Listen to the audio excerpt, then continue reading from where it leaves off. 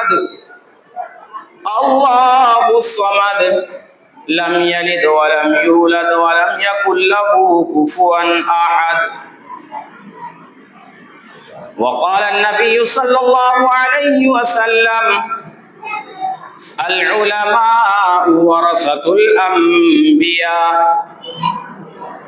وقال النبي صلى الله عليه وسلم في موضع آخر طلب العلم فريضة على كل مسلم ومسلمة أو كما قال صلی اللہ علیہ وسلم.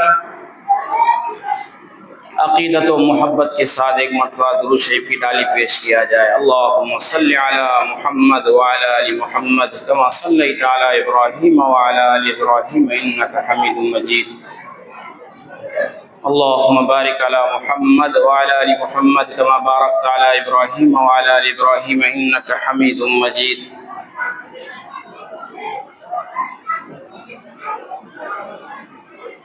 محترم و معزز سامعین کرام، دور و دراز سے تشریف لائے ہوئے مہمانان اعظام، آپ تمام کو یہ جمعۃ الوداع خوب خوب مبارک ہو، اور رب ذوالجلال سے دعا گو ہوں کہ آپ کی زندگی میں بارہاں رمضان نصیب ہو. آمین تو بولا کم سے کم. اللہ اکبر. خیر، آج بات کرنی ہے مدرسہ اور مسجد کے اوپر، کیونکہ اس ہندوستان کے اندر مدرسہ کے ذمہ داروں نے اپنے استادوں کو، اپنے ٹیچروں کو، اپنے ہم نشینوں کو اتنا ستایا ہوا ہے کہ انگریز نے بھی اتنا نہیں ستایا تھا.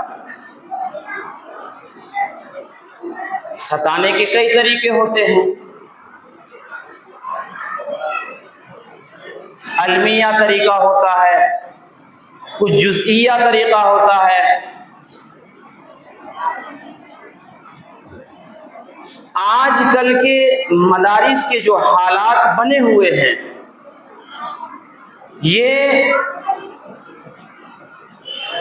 ان مدارس کے ذمہ داروں کی کوتاہی کہیے یا ان کا غفلت کہیے یا کہ دوسرا جو بھی آپ نام دے دیں، اس میں کوئی شبہ نہیں ہے. کیونکہ حالات نے جس طریقے سے لپیٹ میں لیا ہوا ہے، یہ وقف بل جو ہم سنتے آ رہے ہیں، یہ کیا ہے؟ یہ مدارس و مساجد ہی ہے میرے بھائیو. یہ ہمارے قبرستان ہی ہے. یہ وقف بل ترمیم کے اوپر جو اتنا جھیل جھمیل چل رہا ہے، تقریباً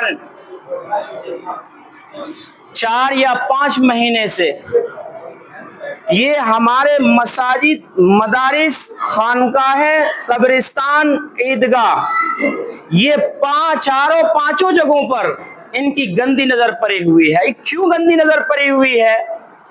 اس لیے گندی نظر پڑی ہوئی ہے. بات کھڑا کہوں گا، اگر تکلیف ہو تو اس کے لیے میں پہلے ہی معافی چاہتا ہوں. یہ اس لیے ان کی گندی نظر پڑی ہوئی ہے کہ ہمارے ان مساجد، مدارس، مکاتب، خانقاہ، قبرستان کے ذمہ داروں نے خود اپنا پیٹ بھرنے کی کوشش کی ہے.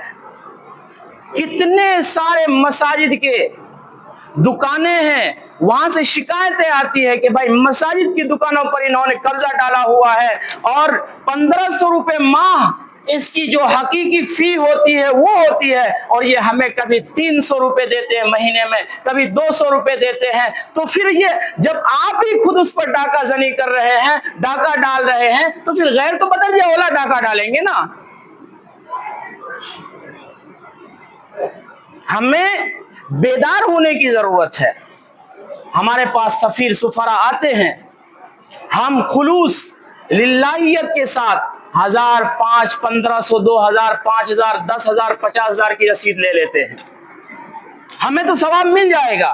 لیکن اس کی کبھی جائزہ لیجئے, اس کا جائزہ لینے میں گناہ نہیں ہے, اس کی تحقیقات کرنے میں گناہ نہیں ہے کہ بھائی آپ کون سے مدرسے سے آئے ہوئے ہیں, کہ فلاں مدرسہ سے آیا ہوا, کتنے بچے رہتے ہیں, کہ 50 رہتے ہیں, کہ بات کراؤ ذمہ داروں سے, مجھے بات کراؤ ذمہ داروں سے.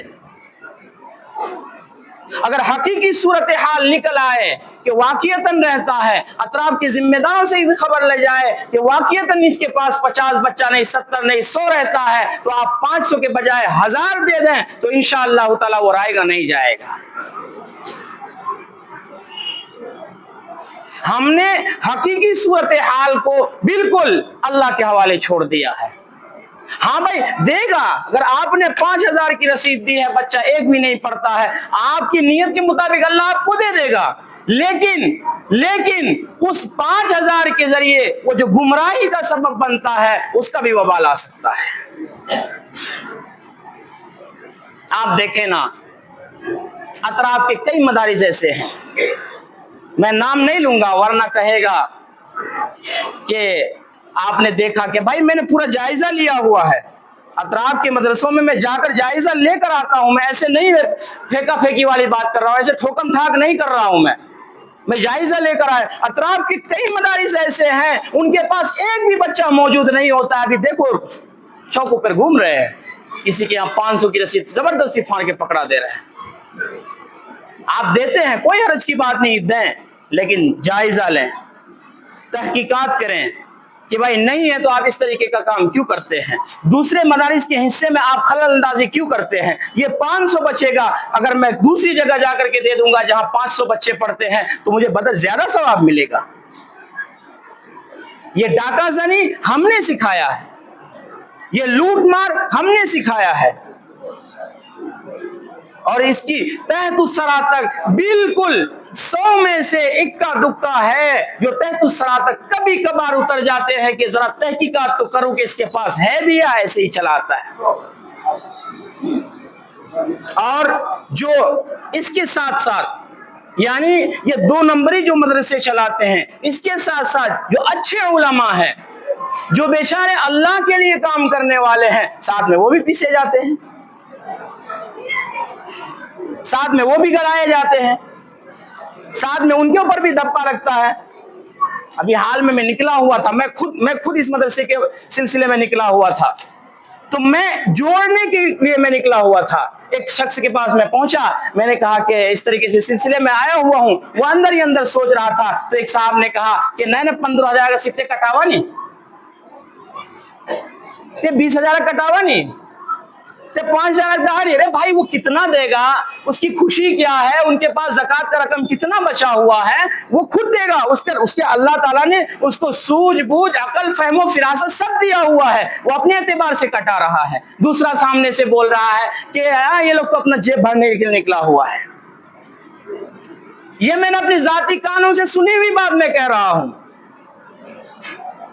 میں نے کہا اللہ کے بندے, میں جوڑنے کے لیے نکلا ہوا ہوں, یہ ویران بنجر زمین بنی ہوئی ہے, اس کے اوپر ہرا سبزہ لگانے کے لیے نکلا ہوا ہوں. آپ اس طریقے کی باتیں نہ کریں کہ جوڑنے کے بجائے توڑ پیدا ہو جائے.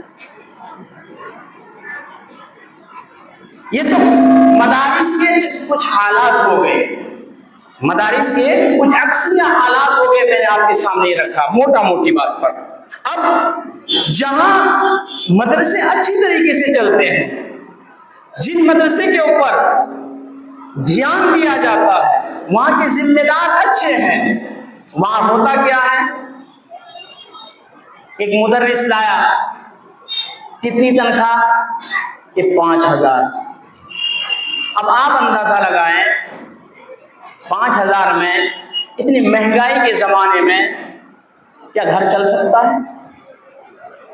آپ خود تصور کریں نا, ایک ماسٹر کا تنخواہ تقریباً 40 سے پلس ہوتا ہے, پھر بھی وہ ماسٹر مہینے کی آخری تاریخ میں روتا پھرتا ہے کہ بھائی قرض میں چل رہا ہوں. ماسٹر صاحب نے مجھے کہا کہ آپ کی تنخواہ؟ میں نے کہا کہ میری تنخواہ الحمدللہ اتنا ہے. کہ نہیں، آپ لوگوں کی تنخواہ میں برکت بہت ہوتی ہے، آپ لوگ پریشان ہیں، بہت برکت ہوتی ہے. میں نے کہا کہ آپ کی کتنی ہے؟ کہ میری 65,000 ہے. میں نے کہا کہ ایک کام کریں، یہ جنوری کا تنخواہ میں اپنا آپ کو دے دیتا ہوں، آپ 65,000 مجھے دے دیں، برکتی تنخواہ آپ کے گھر میں رہے گا، آپ کے گھر میں برکت ہی برکت. وہ جو نحوست والی تنخواہ وہ میں لے لیتا ہوں تاکہ میرے گھر میں نحوست آ جائے، میں اس کو برکت میں تبدیل کروں گا. تو ہنسنے لگا. میں نے کہا کہ ایسا کچھ نہیں ہے میرے بھائیو، ایسا کچھ نہیں ہے، ایسا کچھ نہیں ہے. برکت اس وجہ سے ہوتی ہے کہ ہمارے یہاں بیماری کم آتی ہے.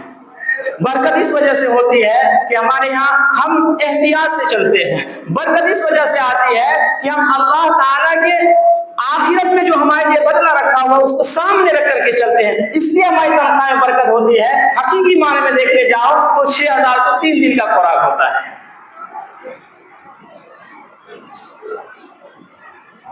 اس لیے اگر مدارس کے ذمہ داران یہاں موجود ہوں تو اس بات کو ذرا سوچیں ٹھنڈے دماغ سے کہ میں ایک مدرس کو 5,000 روپے تنخواہ دے رہا ہوں، کیا اس کا گھر بار چل سکتا ہوں؟ اس کے بھی تو بیوی بچے انتظار میں رہتے ہیں کہ میرا بابا آئے گا، کچھ لے کر کے آئے گا. تو اس بات کو ذرا غور و فکر کر کے سوچیں کہ میں اتنا معیاری تنخواہ دے دوں کہ یہ اپنا پورا توجہ مدرسہ کے اندر ڈال دے، اپنی پوری دھیان، اپنی پوری توجہ اور پوری انہماک کے ساتھ بچوں کے پیچھے محنت کرے اور بچوں کے اندر وہ رنگ پیدا کرے. اب 5,000 کے اندر حافظ قرآن ڈھونڈیں گے تو کہاں سے ملے گا؟ نہیں ملے گا نا. 5,000 میں جیسے آپ 5,000 کو تنخواہ دیں گے وہی 5,000 کے مطابق وہ پڑھے گا، الف پڑھائے گا، با چھوڑے گا، جیم پڑھائے گا، ہاتھ پڑھائے گا، دال چھوڑے گا، پھر سین پہ جائے گا سیدھے. 5,000 میں ایسا ہی ہوگا. پھر اچھے مدرس کو ڈھونڈ کر لائے اپنے مدرسے میں، بہترین مدرس جو بچوں کے ساتھ اپنے بچے ہونے کا برتاؤ کرے، جو بچوں کے ساتھ وہ رویہ اختیار کرے جو اپنے گھر میں اپنے چھوٹے بچوں کے ساتھ رویہ اختیار کرتا ہو. وہ رویہ اختیار کرنے والے مدرس لائے تاکہ مدرسے سے پھول نکلے، کانٹا نہ نکلے. تقریباً میں جب سے ہوں اس وقت کی میں بات کر رہا ہوں، مدرسے سے میں نے کانٹا ہی نکلتے ہوئے دیکھا، پھول نکلتے ہوئے نہیں دیکھا ہے. ہم نے پیر ہی کانٹے کا لگایا ہوا ہے، پھول کہاں سے ملے گا اس میں؟ ہم نے آم کا پیڑ لگایا ہوا ہے، کٹہل تھوڑی ملے گا اس میں. ہم نے انار کا پیڑ لگایا ہوا ہے، سیب تھوڑی ملے گا اس میں. اس لیے ان چیزوں پر مدارس والے جتنے بھی ہیں، جہاں تک میری آواز اس انٹرنیٹ کے ذریعے پہنچ رہی ہو، میں پوری دنیا کو خطاب کر رہا ہوں کہ جہاں بھی ان چیزوں پر دھیان دیں، ان چیزوں پر دھیان دیں. اور دوسری بات، اپنے مدرس کے اچھے برے وقت کا دھیان رکھیں، یہ بہت ضروری ہے. اچھے برے وقت کا. ایک مدرسے کی شکایت آئی تھی لاک ڈاؤن میں 2020 میں. اس مدرسے کے اندر تقریباً 270 اساتذہ تھے، 270 مدرس، 3,000 بچے پڑھنے والے تھے اس میں. جیسے ہی لاک ڈاؤن ہوا ان میں سے کسی مدرس کا تنخواہ 7,000 تھا، کسی کا 8,000، کسی کا 10,000، ہائی اسٹوڈنٹ کا 15,000 تھا. ان ساروں کو یکجا ہو کر کے نکال دیا گیا لاک ڈاؤن ہوتے ہیں. ان مدرسوں نے 270 نے ان کا ساتھ تقریباً 30-40 سال سے دیا ہوا تھا. لیکن ایک مصیبت آ پڑی، لاک ڈاؤن، کورونا کا مصیبت، اللہ یہ آسمانی بلا آئی، لیکن انہوں نے مدرسے والوں نے ساتھ نہیں دیا. اعلان کھلا اعلان کر دیا، عمومی اعلان کر دیا کہ سارے مدرس کے آج سے چھٹی ہو جائے. ارے بھائی 40 سال سے اچھے برے وقت میں آپ کے مدرسے میں نوٹ بندی کا موقع آیا، نوٹ بندی میں انہوں نے لائن میں گھنٹوں کھڑے رہ کر کے آپ کے کروڑوں روپے کو تبدیل کیا اور اپنے اکاؤنٹ میں جمع کر کے مدرسے میں ڈالا. انہوں نے آپ کا ساتھ دیا، آپ نے کیا جائزہ دیا ان کو، کیا بدلا دیا؟ اس لیے ان چیزوں کو اپنے ذہن میں بٹھائے کہ میرا مدرس، میرا امام، میرا مؤذن اگر کوئی برے وقت سے گزر رہا ہے تو میں اس کا ہاتھ بٹاؤں، میں اپنے کندھے جا کر کے اس کے سامنے دوں کہ میرے کندھے پکڑ کے آپ نکلے. کندھا جے گلا دیا دینا پوچھنا پیسہ ایسا ضرورت چھو پتا جی کر کنیا بھی مار رہا ہے مودی سبھا کر کے جب کندھا لگا تھا چلا کندھا پکڑی مر کندھا کی ضرورت نہیں، پیسہ کی ضرورت تھی. تو کندھا دینے کا مطلب ہے کہ بھائی جو ضرورت ہو حتی الامکان हत्तल इम्कान जो आपकी वुसअत हो उस वुसअत के मुताबिक अपने मुदर्रिस, अपने इमाम, अपने मुअज्जिन की फिक्र करेंगे। इंशाअल्लाह ताला ये आलिम, ये उलमा, ये अंबिया के वारिस हैं, ये अंबिया के वारिस हैं। अंबिया की जगह पर अल्लाह ताला ने इनको खड़ा किया हुआ है, अंबिया की विरासत इनको दिया हुआ है। ये मैं नहीं कह रहा हूं, ये हदीस नबवी सल्लल्लाहु अलैहि वसल्लम, अल उलमाउ वरसतुल अंबिया, ये उलमा को अल्लाह ने अंबियाओं का वारिस बनाया हुआ है। अब नबियों का सिलसिला तो बंद हो गया है, नबी आने वाले नहीं है, लेकिन नबी के जो काम है, नबी के जो कार्य है, जो काम अंजाम देकर गए हैं, जो बाकी बकाया रह गया है, वो ये उलमा लेकर के चलेंगे। जहाँ कहीं आवाम फंसेगी, ये उलमा उनको बाहर निकालेंगे। इसलिए इनको अंबियाओं के वारिस कहा गया है। लेकिन इन उलमाओं से हम में से अक्सरों बेशतर, मैं 50% की बात कर रहा हूँ, 50% प्लस की बात कर रहा हूँ, अक्सर बेशतर वो हजरात हैं जो उलमा को देख करके चाहे नजर तिरछी कर लेते हैं, चाहे आंखें फाड़ देते हैं, चाहे नजर नीची कर लेते हैं। क्यों भाई? जब हिंदुस्तान के ऊपर, हिस्ट्री में नहीं जाऊंगा, मोटी मोटी बात मैं बता दे रहा हूं, हिंदुस्तान के ऊपर अंग्रेजों का गंदा तसल्लुत हुआ था, नापाक तसल्लुत हुआ था, तो इस हिंदुस्तान को छुड़ाने वाले, इन हिंदुस्तान को आजाद कराने वाले वो 70,000 उलमा किराम हैं, जिनकी गर्दनें लटकाई गई थी दिल्ली से लेकर के चांदनी चौक तक। दिल्ली चांदनी चौक से लेकर के मेरठ तक कोई हाईवे के बगल में कोई दरख्त ऐसा नहीं था कि जिस दरख्त पर उलमा की गर्दन न लटकाई गई। ये उलमा की तारीख है। आज हम उन उलमाओं से तिरछी नजर से देखे या कड़वाहट वाली बात करें या उनसे मोहब्बत ना रखे, ये तो हमारी बदबख्ती है और हमारी बदनसीबी है। उलमा से ताल्लुक रखेंगे, इंशाअल्लाह ताला हमारा आखिरत आसान होगा। उलमा से दोस्ती मजबूत रखेंगे, इंशाअल्लाह ताला हमारे आखिरत पे हमें काम लगेगा। क्योंकि नबी अकरम सल्लल्लाहु अलैहि वसल्लम का फरमान है कि दुनिया के अंदर जिस बंदे या बंदी को जिससे ताल्लुक होगा, जिससे दोस्ती होगी, जिससे दिली मोहब्बत होगी, जिससे अल्लाह के लिए वो मोहब्बत कर रहा होगा, कल क़यामत के दिन उसी के साथ उसका हश्र किया जाएगा। आज हमें पसंद क्या है? सलमान खान का फटा हुआ जीन्स, और पता नहीं कौन कौन खान का वो लंबा टी शर्ट, और वो मुर्गा कटिंग बाल। अरे अल्लाह के बंदों, नौजवानों, ये बाल को मुर्गा कट बना के आएंगे ना, हम जो सजदे में जाकर के सुभान रब्बियल आला कहेंगे ना, तो गैर से आवाज आती है, ओए नादान, तूने तरीका का दूसरों का इख्तियार कर रखा है, मेरी चौखट पे करके कह रहा है कि तेरी राज, तेरी जात बहुत आलीशान है। जाते सुभान रब्बियल आला रद है, कबूल नहीं है। यानी नमाज नहीं होती इस मुर्गा कटिंग में। इसके अलावा और भी बहुत सारी, कौन हनीफ मनीक, पता नहीं कौन कौन सा कटिंग आया हुआ है। शरीयत के अंदर में रह करके, शरीयत के अंदर में रह करके, शरीयत की निगाह में रह करके अपनी जिंदगी गुजारेंगे तो इंशाअल्लाह ताला ये दुनिया भी हमारे लिए आसान कर दी जाएगी और आखिरत भी हमारे लिए आसान कर दी जाएगी। ये चंद बातें थी मदारिस के ऊपर। अब आते हैं मसाजिद के ऊपर। हमारे मसाजिद के अंदर भी जो आइम्मा किराम का तनख्वाह है, जो आइम्मा किराम को तनख्वाह दी जाती है, कितना होता है? हाईएस्ट कम से कम 2500, 3500, 4500, 5000, 6000, ज्यादा से ज्यादा 10,000, उससे ऊपर हमारे यहाँ नहीं जाती तनख्वाह। आप अंदाजा लगाए ना कि इस महंगाई के जमाने में जहां एक तेल का टीन 2000 से 1800 से 2000 के बीच में आता है, जहां आलू की कीमत 25 से 30 रुपए है, जहां प्याज की कीमत 35 से 40 रुपए है, जहां फॉर्चून वगैरह चावल सब चीज ले लीजिए आप, सब चीज महंगा होते जा रहा है, लेकिन इमामों की तनख्वाही में कोई महंगाई नहीं बढ़ी है। गौर फिक्र करने का है, गौर फिक्र करने का मकाम है। सोचने का मकाम है।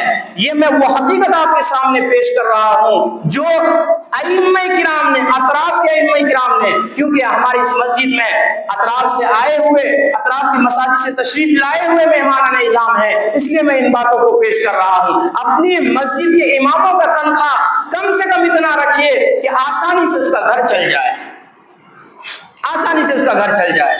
लेकिन हमारे यहाँ क्या होता है, जहाँ जुमा होती है वहां के इमाम का तनख्वाह कि 10,000 रुपए, कि उससे नीचे जाओ तो 6,000 रुपए। अब उसको लेकर के गैर कौम में आइए ना, मैं आपको हाथ पकड़ के दिखलाता हूं। एक मंदिर के पुजारी का तनख्वाह कितना होता है मालूम है आपको? 70 से 80,000 रुपए, 90,000 रुपए पुजारी का तनख्वाह होता है। गिरजा घर के अंदर जो बैठते हैं उसकी तनख्वाह होती है 1,20,000 से 1.5 लाख रुपए तक। कलेसा में चले जाइए, वहां 1,80,000 से 2.5 लाख रुपए तक तनख्वाह। क्या हमारी मस्जिद उनसे गिरी हुई है? क्या ये अदियाने बातिला से हमारे दीन बिल्कुल गिरा हुआ है? क्या हम इतने गिर गए हैं? बात हकीकत है, बात कड़वी जरूर है, लेकिन बिल्कुल सच बात मैं कह रहा हूं। अपने अपने मसाजिद में इन चीजों का ध्यान रखें, ध्यान रखें। वो भी इमाम का तनख्वाह अगर 1 तारीख का डेट है तो इमाम का तनख्वाह मिलता है 5 तारीख, 10 तारीख को। अब बेचारा इमाम किसी से वादा किया, या किसी डॉक्टर का, या किसी सब्जी वाले का, या किसी किराने वाले का कुछ देना हो तो कह रखता है 1 तारीख को तनख्वाह मिलेगी, दे देंगे। अब एक से बेचारा इंतजार कर रहा है, हर नमाज के बाद एक्स्ट्रा 2 रकात पढ़ता है कि अभी जिम्मेदार रुकेगा, तनख्वाह देगा, ले जाकर किराने वाले को दे दूंगा। लेकिन 10 तारीख तक इंतजार करता रहता है, बेचारे को तनख्वाह नहीं मिलती है। अभी 11 तारीख को आता है, 2500 तनख्वाह है तो 1500 मिलता है, 1,000 लीजिएगा 20 तारीख को। ये जुल्म नहीं तो और क्या है? ये कहां का इंसाफ है? इन बातों पर गौर फिक्र करने की जरूरत है मेरे भाई। और रमजान में पूरा साल इमाम साहब बेचारा नमाज पढ़ा करके रमजान में आता है कि चलो तरावी पढ़ेंगे, 15, 20, 30 हजार रुपए मिल जाएगा, पूरे साल का कर्ज वगैरह से फारिग हो जाएंगे, बीवी बच्चों को अच्छे कपड़े दिला लाएंगे। अब रमजान आ गया, तरावी पढ़ा रहा है इमाम साहब, तरावी मुकम्मल हुई कि कितनी वसूली हुई कि 50,000 हुई। चलिए मुअज्जिन साहब को 10,000 दीजिए, सफाई वाले को 10,000 दीजिए, 30,000 इमाम साहब को दे दीजिए। अरे भाई, देने वाले ने तरावी पढ़ाने वाले के लिए दिया है, आपको किसने हक दिया कि उससे 10,000 काट के मुअज्जिन को दे रहे हैं? किसने हक दिया कि सफाई वाले को 10,000 काट के दे रहे हैं? एक इमाम साहब थे, अतराफ का इमाम साहब, इतने मोटे मोटे आंसू से रो रहा था मेरे पास। मैं बिल्कुल हकीकी बात कह रहा हूं।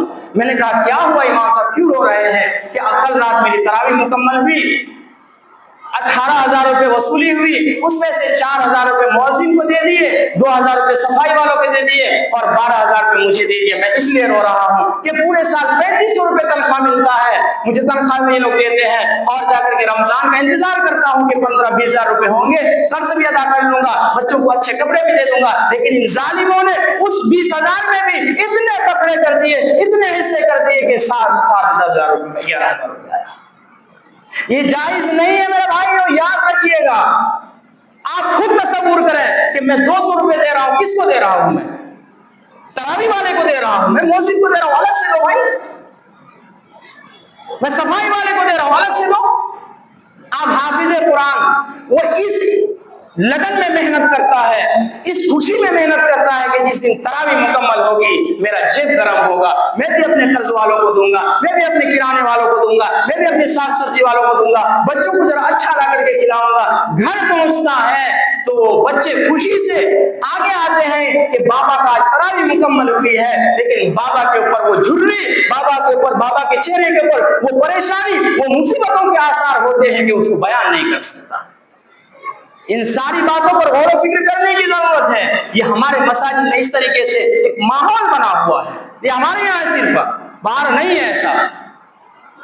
बाहर का माहौल ऐसा है कि जिस दिन तरावी मुकम्मल हुई सब आए एक तरफ से, कोई हम मुसाफे में कोई 10 रुपए दे रहा है, कोई 20 दे रहा है, कोई 100 दे रहा है, कोई 50 दे रहा है, वो दे करके वो सारा। अब ऐसा नहीं कि सिर्फ हाफिज साहब को ही मिलता, नहीं, हाफिज साहब बैठते हैं, उसके बगल में मुअज्जिन साहब बैठते हैं, उसके बगल में सफाई वाले बैठते हैं, एक तरह से सबसे मुसाफा करके इस तरीके से मांगो। कोई जुल्म नहीं। लेकिन हमारे यहाँ का हालात, माहौल, इन चीज़ों पर गौर व फिक्र करने की ज़रूरत है, इन चीज़ों को सोचने की ज़रूरत है, अपने जहन में लाने की ज़रूरत है। ये हर एक मस्जिद का यही हाल है, हमारे यहाँ हर एक मस्जिद का यही हाल है तकरीबन। आप बाहर से आए हुए हैं, अभी तरावी मुकम्मल हुई होगी, आप खुद अपने दिल पे हाथ रख के सोच लीजिएगा, क्या इमाम साहब ने, क्या हाफिज साहब ने, क्या अबू बकर ने ये बात सही कही है या गलत? अगर गलत कही है तो मुझे जुमा के बाद रोक करके टोक दीजिएगा, अगर सही है तो उस पर अमल करने की कोशिश कीजिएगा इंशाअल्लाह। इसलिए हम उलमाए किराम से मोहब्बत करें, और खुसूसन ईद के मौके पर, बकरा ईद के मौके पर, रमजान के मौके पर हदिया कहाँ बगैर इनको पेश किया करें। वो कैसे? ईद के मौके पर अगर ईद की नमाज नहीं होती आपकी मस्जिद में, तो फजर की नमाज पढ़ने आए, नमाज मुकम्मल हुई, इमाम साहब निकले, 500 के नोट अगर हाथ में रख करके आप उनसे मुसाफा कर ले, वो 500 का नोट अगर जेब में रख करके खुदा की कसम वो दुआएं दे करके वो जाएगा, आप तसव्वुर भी नहीं कर सकते। सोचने की जरूरत है। अब बेचारे का तनख्वाह 3500 रुपए है, अब एक बच्चे का कपड़ा 1000 रुपए का आ रहा है, 4 बच्चे हैं इमाम साहब के, अब इमाम साहब उसकी अहलिया तो ऐसे ही रह जाएगा बेचारा। इसलिए हम अपने आलिम उलमा को मजबूत करें। ये गंदी नजर जो इनकी पड़ी हुई है हमारे वक्फ बोर्ड पर, इनकी गंदी नजर ऑटोमेटिक खत्म हो जाएगा। हम खुद अपने आप को मजबूत करें। कैसे मजबूत होगा? अपने आलिम उलमा को मजबूत करें। कैसे मजबूत करें? उनके हर वक्त, उनके बुरे वक्त में, अच्छे वक्त में साथ दे करके, साथ खड़े रह करके, उनके कंधे को मजबूत करके, जब यकसू होंगे, खड़े होंगे, इंशाअल्लाह ताला ये गंदी कौम, ये नापाक कौम जो हमारे वक्त के जायदाद पर, जो हमारे वक्त पर गंदी नजर डाली हुई है, इस कौम को अल्लाह तबारक व तआला इन उलमाओं की बरकत से, इन उलमा की मोहब्बत की बरकत से जलील व खार करके रख देगा। ये समझिए हिंदुस्तान दूसरी बार महफूज होने जा रहा है, बल्कि हो गया। समझिए आज हमारे हाथों में हम अपने वोट का खुद ही नहीं है। हम अपने वोट को अपने हिसाब से नहीं डाल सकते हैं। उत्तर प्रदेश का वाकया आया होगा, सोशल मीडिया का दौर है, एक मुसलमान की पूरी बस्ती में चले गए, नाकाबंदी कर दी, किसी को वोट नहीं डालना है, हम वोट डालने नहीं देंगे, हमारी मर्जी चलेगी। तो गुलाम नहीं, मकबूज नहीं, तो और क्या है? आजादी तो छीन गई है, अब फिर से आजादी लानी है, फिर से अपना वकार जमाना है, फिर से अपने आप को मजबूत करना है। अव्वलन अपने मस्जिद, चाहे छोटी मस्जिद हो या बड़ी मस्जिद हो या 2 सफ की मस्जिद हो, अपने मस्जिद के इमाम को आप मजबूत करें। वहां से एक मोर्चा निकलेगा, उस मोर्चे की शक्ल होगी कि भाई वो उस मोर्चे को लेकर के वो पूरी बस्ती को जोड़ने की कोशिश करेगा। अब अंदाजा लगाए, जिस मस्जिद में 5 शख्स सजदा करने वाले हो, अब वो मोर्चा निकाल करके 5 को 50 में तब्दील करेगा। अब 50 हाथ एक साथ उठ करके अल्लाह की बारगाह में कहेगा, मौला इस गंदी कौम को जिन्होंने हमारे वक्फ पर गंदी नजर डाली हुई है, इस गंदी कौम को जिसने हमारे वक्फ की जमीन पर, वक्फ की जायदाद पर कब्जा करने की कोशिश कर रहा है, अगर 50 हाथ उठ करके एक साथ अल्लाह की बारगाह में कहेगा, आप कहना क्या अल्लाह ताला हमारी बातों को रद्द कर देंगे? आज फलस्तीन तकरीबन 1.5 साल से क्यों जल रहा है? जाती मफाद के लिए नहीं, उनकी कोई जाती मफाद नहीं है, उनको रुपये पैसों से कोई मतलब नहीं है। वो इसलिए लड़ रहे हैं कि हमारे क़िबला अव्वल हमसे ना छीन जाए, हमारे क़िबला अव्वल मस्जिद अक्सा हमारे हमसे ना छीन जाए।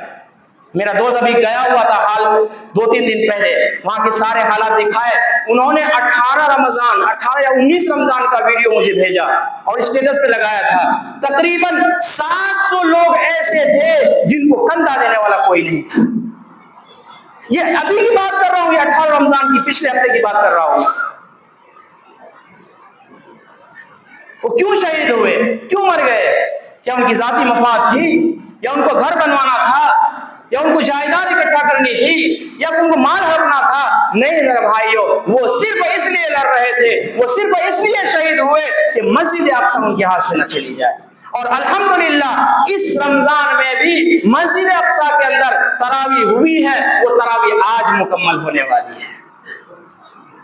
اور یہ حقیقی بات بتا رہا ہوں، فیک نہیں کر رہا ہوں، میں نہیں پھینک رہا ہوں، حقیقی بات بتا رہا ہوں، کیونکہ میرا دوست گیا ہوا تھا مسجد اقصی پوری ٹیم کے ساتھ، وہ کل واپس ہوا ہے 25واں سوایہ تراویح 27واں سوایہ تراویح پڑھ کر کے کل ریٹرن ہوا ہے۔ اس لیے ہم اپنے ائمہ کو، اپنے علاقے کے جو بڑے عالم ہیں، مائے ناز ہستی ہے، ان کے ساتھ جڑ کر کے ہم اس ٹیم کو مضبوط کریں، اکٹھا کریں، یکجا ہونے کی کوشش کریں۔ یکجا ہونے کا مطلب میں یہ نہیں کہہ رہا ہوں کہ آپ تلوار لے کر کے گھر سے نکلیں، نہیں، آپ اپنے اس رب کو منائیں جو آپ سے روٹھا ہوا ہے، آپ اپنے اس رب کو منائیں جو آپ سے ناراض ہو گیا، آپ اپنے اس رب کو منائیں جس نے موسیٰ کو فرعون کی بدمعاشی سے نکالا تھا، آپ اپنے اس رب کو نکالیں اور اس رب کو منائیں جس نے ابراہیم کو نمرود کی بدمعاشی سے نکالا تھا، آپ اپنے اس رب کو منائیں جس نے یوسف علیہ السلام کو کنویں کے دلدل سے نکالا تھا، آپ اپنے اس رب کو منائیں جس نے یونس علیہ السلام کو مچھلی کے پیٹ میں رہ کر کے ان کی حفاظت کی۔ وہ رب ابھی ہے، لیکن کوتاہی ہماری ہے، کوتاہی ہماری ہے۔ ہم اپنی کوتاہی کو دور کریں اور اللہ تعالیٰ سے دعا کریں اور تحیہ کریں کہ ہم اپنے مسجد کو، اپنے امام کو مضبوط کریں گے انشاءاللہ تعالی۔ اللہ تعالیٰ ہمیں چند باتوں پر عمل کی توفیق عطا فرمائے۔